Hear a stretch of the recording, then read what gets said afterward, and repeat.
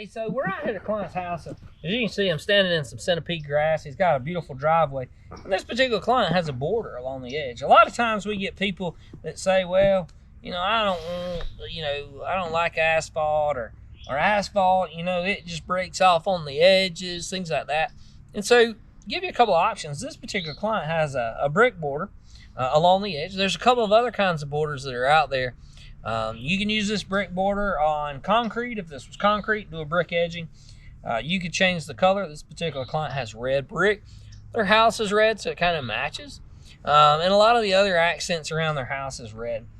But this, again, something simple. It gives it a nice, elegant look. It kind of steps up the landscape instead of just having a plain Jane concrete driveway or a plain Jane concrete edging. So when you're thinking about your landscape, maybe you're buying that new home, maybe you're buying your first home, and you want something to give yours a little bit of difference from everybody else's in the neighborhood, keep this in mind. Something, again, simple, easy, can be done.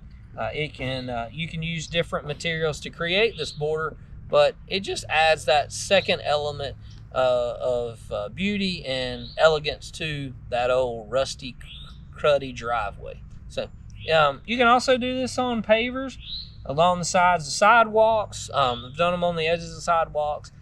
We've done them on the edges of patios, breezeways, all those things as well. So again, something simple, something elegant, but what it does is it just spices up your outdoor space to the next level. So if you need some help with that, or you need some help with some ideas, let us know. We'll be more than happy to get one of our guys out, take a look at it for you.